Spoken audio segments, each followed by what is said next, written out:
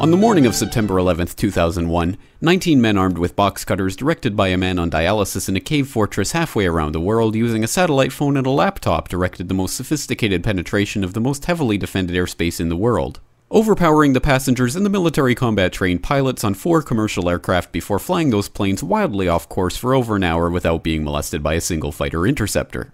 These 19 hijackers, devout religious fundamentalists who like to drink alcohol, snort cocaine, and live with pink-haired strippers, managed to knock down 3 buildings with 2 planes in New York, while in Washington a pilot who couldn't handle a single-engine Cessna was able to fly a 757 in an 8,000-foot descending 270-degree corkscrew turn to come exactly level with the ground, hitting the Pentagon in the budget analyst office where DoD staffers were working on the mystery of the $2.3 trillion that Defense Secretary Donald Rumsfeld had announced missing from the Pentagon's coffers in a press conference the day before, on September 10th, 2001. Luckily, the news anchors knew who did it within minutes. Osama bin Laden. The pundits knew within hours. Osama bin Laden. The administration knew within the day. Terrorists who committed these acts and those who harbor them. And the evidence literally fell into the FBI's lap. That a hijacker's passport was found blocks from the World Trade Center crash site, if you can believe that.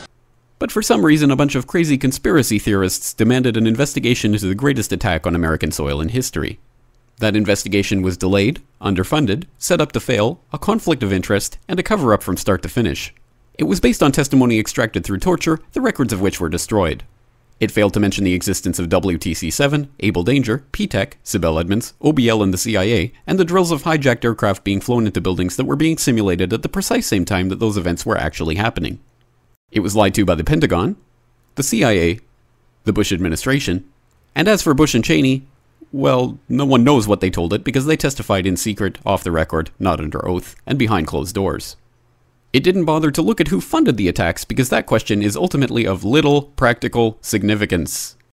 Still, the 9/11 Commission did brilliantly answering all of the questions the public had, except most of the victims' family members' questions, and pinned blame on all the people responsible, although no one so much as lost their job, determining the attacks were failure of imagination. Because nobody in our government, at least, and I don't think the prior government that could envision flying airplanes into buildings.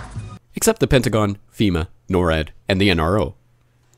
The DIA destroyed 2.5 terabytes of data on Able Danger, but that's okay because it probably wasn't important. The SEC destroyed their records on the investigation into the insider trading before the attacks, but that's okay because destroying the records of the largest investigation in SEC history is just part of routine record keeping.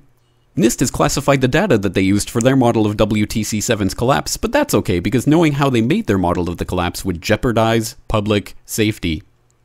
The FBI has argued that all material related to their investigation of 9/11 should be kept secret from the public, but that's okay because the FBI probably has nothing to hide. This man never existed, nor is anything he had to say worthy of your attention, and if you say otherwise, you are a paranoid conspiracy theorist and deserve to be shunned by all of humanity. Likewise him, and her, and her, and her, and him. Osama bin Laden lived in a cave fortress in the hills of Afghanistan, but somehow got away. Then he was hiding out in Tora Bora, but somehow got away. Then he lived in Abbottabad for years, taunting the most comprehensive intelligence dragnet employing the most sophisticated technology in the history of the world for a decade, releasing video after video with complete impunity and getting younger and younger as he did so, before finally being found in a daring SEAL team raid which wasn't recorded on video, in which he didn't resist or use his wife as a human shield, and in which these crack special forces operatives panicked and killed this unarmed man, supposedly the best source of intelligence about those dastardly terrorists on the entire planet. Then they dumped his body in the ocean before telling anyone about it. Then a couple dozen of that team's members died in a helicopter crash in Afghanistan. This is the story of 9/11, brought to you by the media which told you the hard truths about his head could be seen to move violently forward. And they took the babies out of the incubators. And mobile production facilities. And the rescue of Jessica Lynch. If you have any questions about this story, you are a batshit paranoid tinfoil dog-abusing baby hater and will be reviled by everyone. If you love your country and or freedom, happiness, rainbows, rock and roll, puppy dogs, apple pie, and your grandma, you will never ever express doubts about any part of this story to anyone. Ever. This has been a public service announcement by the Friends of the FBI, CIA, NSA, DIA, SEC, MSM, White House, NIST, and the 9/11 Commission. Because ignorance is strength.